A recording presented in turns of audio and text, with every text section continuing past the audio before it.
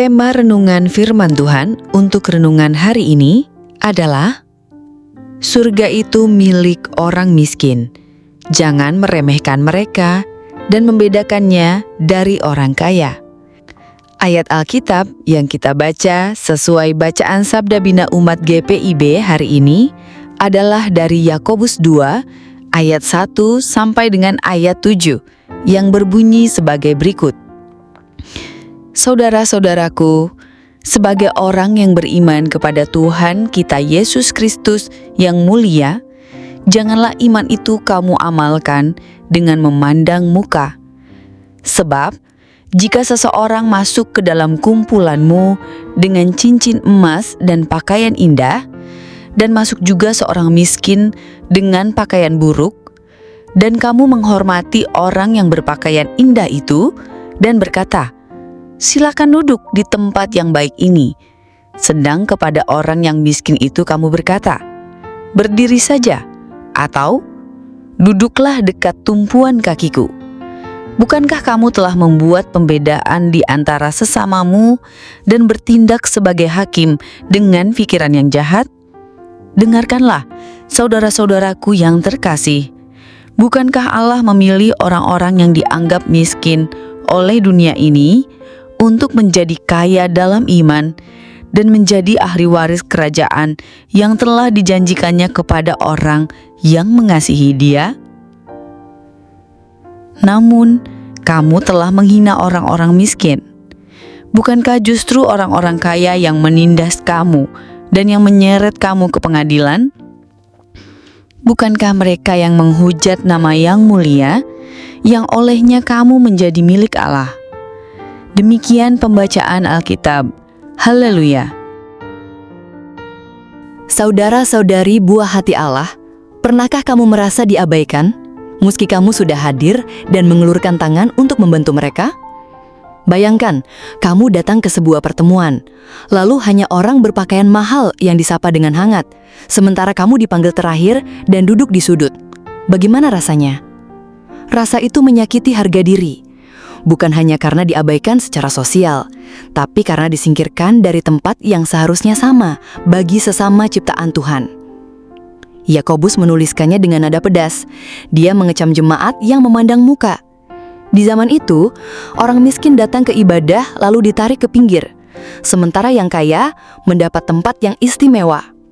Yakobus bilang, hal seperti ini adalah dosa, karena kita semua adalah saudara di dalam Kristus. Imannya orang miskin tidak kalah. Bahkan Yesus katakan dalam khotbahnya di bukit, "Berbahagialah orang yang miskin di hadapan Allah, karena merekalah yang mempunyai kerajaan surga." Kerapuhan dalam memperlakukan sesama seperti di masa Yakobus sesungguhnya masih berlangsung hingga hari ini.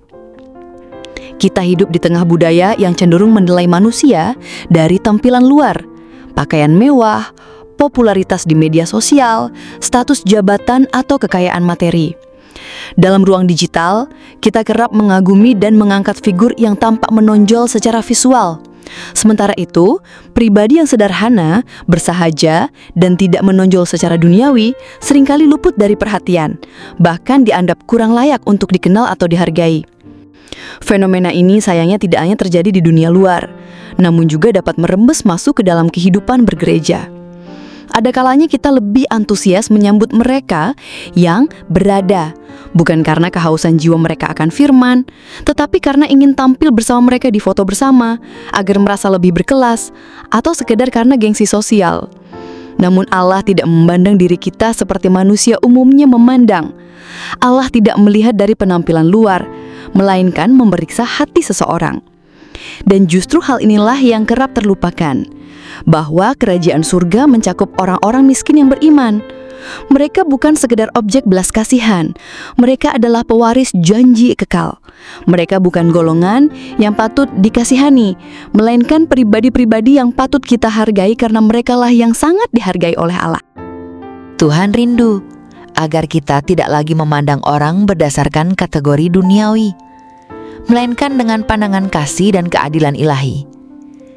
Kita dipanggil untuk membangun komunitas yang mencerminkan hati Kristus, terbuka, ramah, inklusif, dan adil. Sebuah ibadah yang sejati tidak boleh dikotori oleh pembedaan perlakuan. Sebaliknya, harus memuliakan Allah melalui kasih yang diterapkan tanpa memandang muka. Mari kita merenung bersama. Apa yang selama ini membuat kita meramaikan mereka yang tampak biasa saja di mata dunia? Apakah selama ini kita hanya menyambut mereka yang kita anggap membawa manfaat bagi kita? Tuhan rindu kita sadar dan berubah. Katakan dalam hati, Tuhan, ampuni aku yang masih menilai dari tampilan luarnya saja. Ajarku melihat setiap orang sebagai anak kerajaan-Mu. Mari kita akhiri renungan ini dengan doa.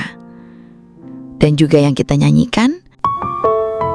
Tuhan, bukalah tanya hati, supaya aku melihat setiap jiwa seperti Engkau melihat mereka.